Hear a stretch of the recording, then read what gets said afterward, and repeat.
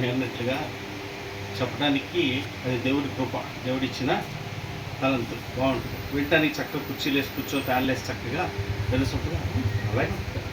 కానీ చేయటానికి ఎంత కష్టం అంటే నువ్వు ఎన్నంత తేలికో దగ్గర చెప్పినంత తేలికో ఏమాత్రం నువ్వు కాదు అనేది మన జీవితంలో మనందరికీ బాగా తెలిసిన సత్యం. నేను కూడా వచ్చిన కొత్తలు అనుకునేవాడిని, పాస్టర్ గారికి ఏముందిరా పొద్దున్న లేచి బైబిల్ కూడా చదువుకుంటాడు, మోకాళ్ళు వేసి ప్రార్థన చేసుకుంటాడు, 4 నెలలకి వెళ్ళి ప్రార్థన చేసి వస్తాడు, ఈయనకేముండదు. నా బాధ్యుడు పొద్దున్న లేచిన కాడి నుంచి వాళ్ళందరి మధ్యలో కూర్చోవాలి, వెళ్ళి వాళ్ళందరూ చేసే చేష్టలు, వాళ్ళందరూ అనే మాటలు, వాళ్ళ ప్రవర్తన చూసి సావాలి. పాస్టర్ గారికి ఏముంది, అక్కడికి కూర్చొని మాటలు చెప్తాడు, ఇంట్లో కూర్చొని ప్రార్థన చేసుకుంటాడు, మళ్ళీ వాక్యం చదువుకొని చెప్తాడు అనుకునేవాడు. దేవుడి స్తోత్రం. వాళ్ళకన్నా మన పరిస్థితి చూడు ఎట్లా ఉందంటే, ఇప్పుడు మన పరిస్థితి ఏంటంటే దేవుడు కృపను బట్టి మనం కూడా ఏంటి అట్లాంటి ఇప్పుడు అన్ని ఉండే పరిస్థితి స్పష్టంగా అర్థంగా అయిపోతుంది. ఇక్కడ మనం ఉండే పరిస్థితి మీరు అందరం కూడా ఒకే పరిస్థితులు ఉండేలాగా దేవుడు ఏం చేశాడు, మనల్ని నడిపించాడు. అందుకే పౌలు అంటాడు, ఏమంటాడు, తిని రుచించి తిని కనుకనే మాట్లాడుతున్నాను అంటాడు. దేవుడికి స్తోత్రం కలిగిందా. ఎంత అనుభవం ఉంటే, ఎంత అనుభవం సారం దేవుడితో సహవాసం ఉంటే ఆ మాట కలిగేది తెలుసా, అది సామాన్యమైన విషయము కాదు. ఈ మార్నింగ్ కూడా ఒక బ్రదర్ అంటున్నాడు, వచ్చి నాతో పాటు అంటాడు, పరిశుద్ధ బాబుని వచ్చి అంటాడు, అన్న మార్నింగ్ ఒక దర్శనం వచ్చిందన్న, ప్రార్థన చేసుకున్నాను. ఏంటి నాన్న ఏమొచ్చిందంటేనంట, ఇతనికి ఇంకా పెళ్లి కాలేదు కుర్రాడికి, చక్కటి అమ్మాయి, ఎంత చక్కగా ఉందంటే అంత చక్కగా ఉందన్న. ఆ అమ్మాయి 2 డోర్లు తీసి చూపించిందంట, డబ్బు దీంట్లో బంగారం కనుక్కున్నది ఆస్తంట, ఇదంతా నీకోసమే, ఇది నీకోసమే తీసుకొచ్చాను, తీసుకోని అంటుందంట. ఏం చేయాలన్నా అన్నాడు. 20 రోజులాగా ఉన్నావు, నాకు చెప్తే పోయేది కదా, నేనన్నా తీసుకునేవాడిని వెళ్ళి పిచ్చి అన్నలాగా ఉన్నా అంటే ఏమన్నావు అంటే ఏమన్నచ్చు అన్నాడు. ఎవరో నాకు తెలియదు, నాకు ఎవరి దగ్గర నువ్వేమన్నావు. వాక్యం చెప్తుందంట, ఏమని చెప్తుందంట, ఒకడు లోకమంతా సంపాదించుకొని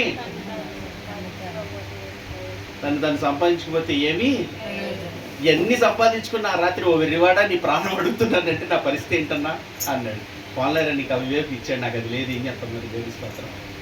ఇవాళ మన చుట్టూ ఉన్న పరిస్థితుల్లో మనకి ఏం చేస్తున్నాయి, అట్లాగే మైమర్చిపోయేలాగా చేసేస్తున్నాయి, కళ్ళకు గుడ్డితనాన్ని కలగజేసి చేసేస్తున్నాయి. ఇదే శాశ్వతం అనుకుంటూ, ఇదే జీవితం అనుకుంటూ, ఇదే మనకు అనుకుంటూ మైమర్చిపోయే విధంగా మన చుట్టూ జరిగే పరిస్థితులు, మన కుటుంబాలను, మనకున్నట్లు బట్టి జీవించే జీవితాలన్నీ ఇలాగే కనపడతా ఉంటాయి. కానీ సత్యాన్ని మనం జాగ్రత్త చేసుకొని, ఈరోజు మనల్ని పిలిస్తే, ఈరోజు నా సమయం ముగించబడితే అమ్మో ఇది నాది కాదని దేవుని వాక్యం దేవుని ఏందంట, భయభక్తులు కలిగి ప్రవర్తన విషయం జాగ్రత్తగా చూసుకునేవారిగా మనం ఉండాలి అని అంటాడు. ఏదైతే అందరికీ ఉంటాయండి, బలహీనతలు లేనివాడు అన్నాడా, అందరి బలహీనతలు ఉంటాయి. అయితే ఎప్పుడైతే దేవుని పాదాల దగ్గర పెట్టుకొని యథార్థంగా ఒప్పుకుంటావో అప్పుడు ఆయన బలం మళ్ళంట అనుగ్రహిస్తాడంట. దేవుడికి ఏదైతే బలమో ఈ వాక్యమే, దేవుడికి స్తోత్రం కలుగుతుంది. అది ఎక్కడి నుంచో వచ్చేది కాదు, మన బలహీనతలో ఆయన బలమే పరిపూర్ణ. ఇప్పుడు మనవాడు అంటలేదు, ఏమంటాడు, వెర్రివాడా లోకమంతా సంపాదించి ఈ రాత్రి నేను అడిగితే ఎక్కడి నుంచి వచ్చింది ఆ బలం, ఆ వాక్యమైన ఆలోచన ఎక్కడి నుంచి వచ్చింది, దేవుని యందు భయభక్తులు కలిగి ప్రవర్తన జాగ్రత్త చూసుకుంటున్నాడు కనుక తను ఏం చేశాడు, వెంటనే ఆ వాక్యాన్ని తనకి అందించాడు. మోసపోవద్దు, ఈ రోజు నువ్వు అది ఆశ్రయించావు దాన్ని, ఈ రాత్రిని ప్రాణం పడతాను, ఇదేమైపోద్దని టక్మని బలాన్ని దేవుడు అనుగ్రహించాడు, నిలబడ్డాడు. లేకపోతే మోసపురికి పరిస్థితి మళ్ళీ అంటాడైతే, అబ్బా ఇది మనకు దొరికితే ఎప్పుడైనా పిచ్చోళ్ళలాగా ఉన్నాం అని చెప్పి తిరిగితే, ఆ రాత్రి నిన్ను అడిగితే ఇంతకాలం చేసుకున్న భక్తి ఇవన్నీ వృధా అయిపోద్ది. అందుకే ఉంటాడు, వివేకము కలిగిన వారిగా, వివేచన కలిగిన వారిగా, యథార్థత కలిగిన వారిగా, పరిశుద్ధత విషయంలో జాగ్రత్త కలిగిన వారిగా. ఒక క్రైస్తవుడికి కావాల్సింది ఇవేనండి. క్రైస్తవుడికి కావాల్సింది ఏంటి, నేను పరిశుద్ధుడైన ప్రకారం మీరును, నేను నీతిమంతుడైన ప్రకారం మీరును. ఆయన గుణలక్షణాలు సంపాదించుకోవడానికి ఒక క్రైస్తవుడు ప్రయాసపడాల్సింది దీని ఒక్కదాని కోసమే, ఇంకా దేని కొరకు ప్రయాసపడవలసిన పనేవి లేదు. దేవునికి అంత స్తోత్రం కలుగును కాక. ఆ విషయాలు మనం జ్ఞాపకం చేసుకుని ప్రార్థన చేద్దాం. చెప్పబడిన ప్రతి మాటను ఒకసారి జ్ఞాపకం చేసుకుందాం. ఒక 2 నిమిషాలు లేచి నిలబడదాము. నిలబడి చెప్పబడిన మాటలు వ్యక్తిగతంగా నీ అంతటి నువ్వుగా ప్రార్థన చేసుకో. ఒక్కసారి ఆ మాటలు ఒక్కసారి జ్ఞాపకం చేసుకుంటా.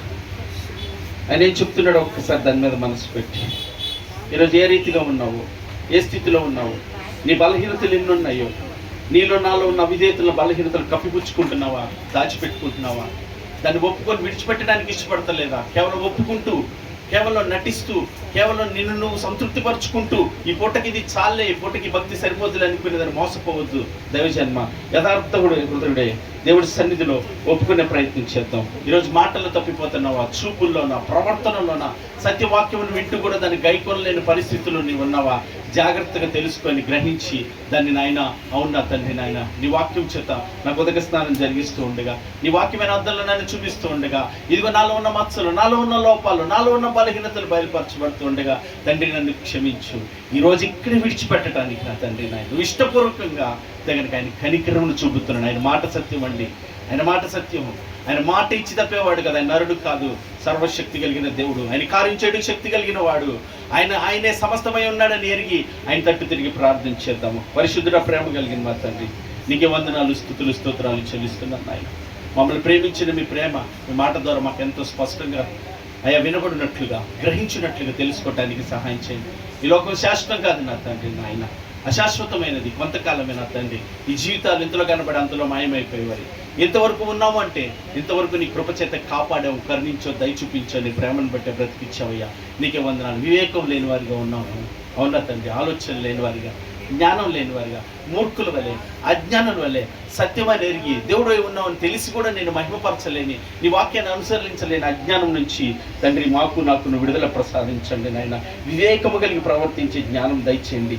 సత్యాన్ని ఎరిగి నడుచుకునే కృప మా అందరికీ దయచేయమని ఆయన ప్రార్థిస్తున్నాను. మీ పాదాలు చెందబెడుతున్నాను. కృపతో కనికరించమని వేడుకుంటున్నా తండ్రి. మళ్ళీ అతిక్రమాలు ఉన్నాయి నాయన, నీ వాక్యమును నెరవేర్చలేక మా ఇష్టాలను నెరవేర్చుకుంటూ, మా ఆలోచనలు నెరవేర్చుకుంటూ, మాకేం కావాలో దాని కొరకు ప్రయాసపడి బ్రతికే వాళ్ళం మేము ఉన్నాం నాయన. అటివారిగా కాకుండా నా తండ్రి నాయన, అటి వాటిని విడిచిపెట్టి నీ కొరకు జీవించేవాడు ఇక మీదట మా కొరకు, క్రీస్తు కొరకు బ్రతికే వాళ్ళగా మేము ఉండినట్లుగా నీ వాక్యానుసారంగా జీవించడం తగిన సామర్థ్యత నీ వాక్యం ద్వారా మాకు దొరుకుతుందని నాయన మీ పాదాలు చెంత పెట్టుకుంటున్నాం నాయన. మీ పాదాలు చెంత పెడుతున్నాం ఈ రోజే నాయన. ఈ స్థలంలోనే ఇప్పుడే నీకు విరుద్ధమైన ప్రతి ఆలోచన, తలంపు, క్రియ నాయన విడిచిపెట్టున్నట్లుగా కృప చూపించండి. పరిశుద్ధాత్ముడా, పాపమును గురించి, నీతిని గురించి ఒప్పింప చేయవడమైన తండ్రి అయ్యా, ఒప్పింప చేయగలిగిన నీ ఆత్మ చేత ప్రతి బిడ్డను మమ్మల్ని ఒప్పింప చేసి విడుదల దయచేయండి. ఇంక ఎప్పుడు వాటి వైపు పోక, ఇంక ఎప్పుడు వాటిని తలంచక, ఇంకెప్పుడు అటువంటి క్రియలను మేము చేయక అయ్యా, జ్ఞాన వివేకములు కలిగిన మీ ఆత్మ చేత నడిపించబడినట్లుగా మాకు సహాయం చేయండి, మాకు సహాయం చేయండి. మీ కృపతో మమ్మల్ని బలపరచండి నాయన. దాటిపోవద్దు దేవా, కృపతో కనికరించండి. ప్రతి బిడ్డను పరిశుద్ధపరచండి నాయన. వాక్యమైన దేవా, నీ వాక్యం చేత ఉదక స్నానం జరిగిస్తుండగా, పరిశుద్ధపరుస్తూ ఉండగా అయ్యా తండ్రి, నీ పరిశుద్ధతకు అప్పగించుకునే కృప బిడ్డలకి దయచేయండి. మోసపోనివద్దు, భ్రమపరచబడినది, పాపం చేత కలుగు భ్రమ చేత కూడా పట్టబడకుండా జాగ్రత్తగా చూసుకోండి అంటున్నారు నాయన. ఒకవేళ ఈరోజే సమయం ముగించబడితే అయ్యా, ఈరోజే నాయన సమయం అయిపోయిందేమో, నువ్వు ప్రేమతో చెప్తున్నావేమో నా తండ్రి, వింటావేమో, తిరుగుతావని నా తండ్రి నాయన. మోసపోకుండా అయ్యా నీ పాదాలు చెంద పెట్టుకునే జ్ఞానం బిడ్డలకి దయచేయండి. ఆత్మదేవ కనికరించమని ప్రార్థిస్తున్నాను నా తండ్రి నాయన. మూర్ఖపు స్వభావం, లోబడని తనము, విధేయత లేని స్థితి, పైకి భక్తి గల వారిగా ఉంటే శక్తి లేని ఆశ్రయించలేని వారిగా ఉన్న మాకు అయ్యా నీ వాక్యం ద్వారా శక్తిని, బలమును దయచేసి ఏ విషయాల్లో బలహీనులుగా ఉన్నామో ఆ విషయాలు మమ్మల్ని బలపరిచి సత్యమును అనుసరించే వారికి ఉన్నట్టుకు సహాయం చేయమని నాయన ప్రార్థిస్తున్నాను నాయన. మీ పాదాలు చెంద పెడుతున్నాను. ప్రతి ఒక్క బిడ్డని నాయన మీ కృపతో దర్శించండి అయ్యా, మీ కృపతో బలపరచండి. వారిని మీ ఆత్మచేత నింపి సిద్ధపరచండి అయ్యా. గత కాలంలో ఏ విషయాలు తప్పిపోయామో, తొలగిపోయామో, నిలబడలేకపోయామో, ఇప్పటికీ ఆ పరిస్థితులు తలంచుకొని సిగ్గుపడుతుండగా నీ వాక్యం అని వెలుగులో నాయన అట్టి వాటిని చేయకోకుండా ఇప్పుడే ఒప్పుకొని విడిచిపెట్టే కృప మాకు దయచేయండి అయ్యా. నీ కనికరమును పొందుకొని స్థలంలో నుంచి నీ ఆత్మతో నింపబడి నడిపించబడి అనుభవాన్ని దయచేయండి. విన్న ప్రతి మాట మా హృదయంలో స్థిరపరచండి నాయన. మమ్మల్ని బలపరచండి నాయన. అయ్యా, మీ కృపతో ప్రార్థిస్తున్నాము. సహాయం చేయమని వేడుకుంటున్నాం నా తండ్రి నాయన. తూర్పు పడమర ఎంత దూరమో నీ పాపములు అంత దూరముగా చేసి ఉన్న దేవుడు నా తండ్రి నాయన. అయ్యా నాయన, ఎప్పుడు జ్ఞాపకం చేసుకొని అంటున్నావు తండ్రి నాయన. లోబడని బిడ్డలు దినవల్లే చేతులు చాపి పిలుస్తూ ఉండగా నాయన, ఇగో నీ పాదాల వద్దకు వస్తున్నావు నాయన. కనికరించండి, కృప చూపించండి. ఆకాశం నీ సింహాసనము, భూమిని పాదపీఠం, నీ పాదాల వద్ద ఉన్న ప్రజలను కృప చూపించే దేవుడు, కనికరించే దేవుడు, జాలి చూపించే నా తండ్రి. నీ ప్రేమను అర్థం చేసుకునే మనస్సు మాకు దయచేయండి నాయన. ఎంతటి కరుణా సంపూర్ణమైన దేవుడు, ఎంత కృప చూపిస్తున్నావో నాయన అర్థం చేసుకునే మనస్సు మాకు దయచేసి మీకు అప్పగించుకునే జ్ఞానం మా అందరికీ దయచేయమని ఆయన ప్రార్థిస్తున్నాము. ప్రవర్తన విషయమై జాగ్రత్తగా చూసుకోవటానికి సహాయం చేయండి నాయన. ఎలా ప్రవర్తిస్తున్నామో, ఎలా జీవిస్తున్నామో, ఇష్టానుసారంగా ప్రవర్తిస్తున్నామా అయ్యా తండ్రి నాయన, ఆలోచన లేకుండా ప్రవర్తిస్తున్నామో అయ్యా జాగ్రత్తగా చూసుకొని వాక్యమును ఆధారం చేసుకొని అయ్యా తండ్రి నాయన భయభక్తులు కలిగి జీవించే జీవితాన్ని మా అందరికీ దయచేయమని ప్రార్థన చేస్తున్నాను. అలక్ష్యం నిర్లక్ష్యం ఆలోచించి తొలగించండి, సత్యమందు ప్రతిష్ఠించండి. నీతి న్యాయంలో నీ సింహాసనం ఆధారంలో నా తండ్రి నాయన. అయ్యా తండ్రి నీకే వందనాలు అయ్యా, నీకే స్తోత్రాలు. యథార్థంగా ప్రవర్తించడం మాకు నేర్పించయ్యా.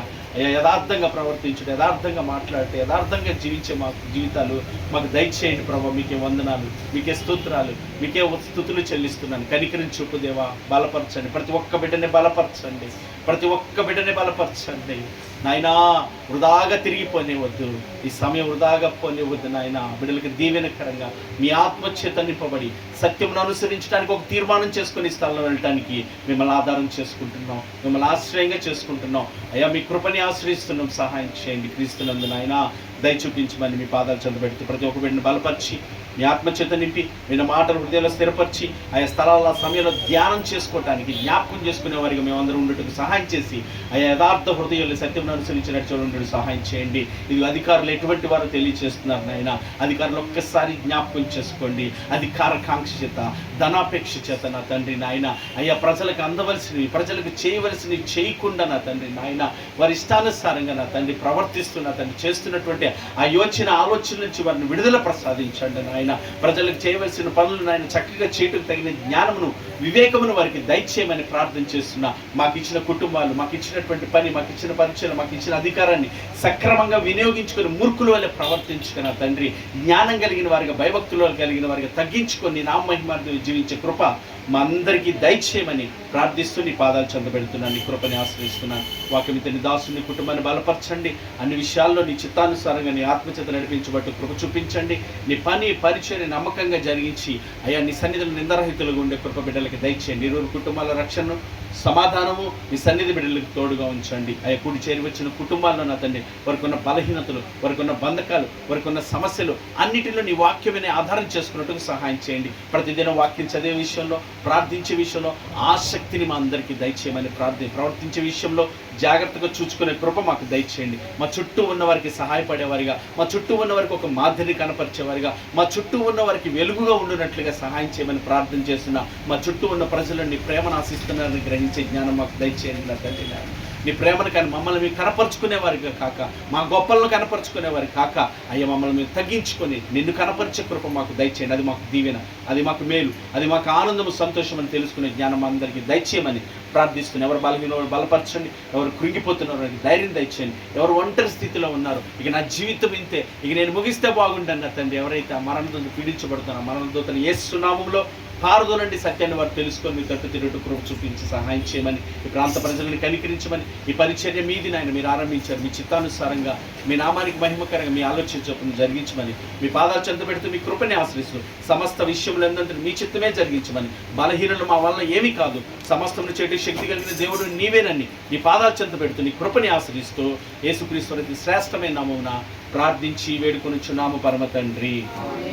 ఆమేన్. పరలోకమందున మా తండ్రి, మీ నామం పరిశుద్ధపరచబడింది, మీ రాజ్యం మాకు వచ్చిందిగా, మీ చిత్తమే పరలోకమందు నెరవేర్చున్నట్లు భూమి అందు నెరవేరునిగా. మాకు కావాల్సిన ఆహారం నేడు మీరు మాకు దయచేయమని, మేడల అపరాధం చేసిన వారిని మీరు క్షమించులాగున మా అపరాధాలు క్షమించుతండి. మీరు శోధనలోనికి తేక దుష్టుడు బారిన తప్పించు. ఎందుకంటే రాజ్యము, బలము, శక్తి, మహిమ నిరంతరము నీవే ఉన్నావు తండ్రి. ఆమేన్. ఆశీర్వాదంతో ముగించుకుందాం. సర్వ సృష్టికర్త అయిన మన తండ్రి అయిన దేవుని ప్రేమయు, సర్వమానవాళి రక్షకుడైన మన ప్రభువైన యేసుక్రీస్తు కృపయు, మనల్ని ఆదరించి బలపరిచి మన తండ్రి శక్తిని జరిగించే పరిశుద్ధాత్మని యొక్క నిన్న సహవాసము, సన్నిధి, సహాయం కూడిన మనకును, ప్రార్థించిన బిడ్డలకి, వాక్మికుని, సేవకుని, సకల జనులకు, సకల పరిశుద్ధులందరికీ తోడే ఉండి ఆయన ఆత్మచిత్తని ఆయన చిత్తమే నెరవేర్చబడును గాక. కృప మనందరికీ తోడే ఉండి నడిపించును గాక. God bless you all. దేవుడు మనందరినీ ఆత్మలో దీవించును గాక.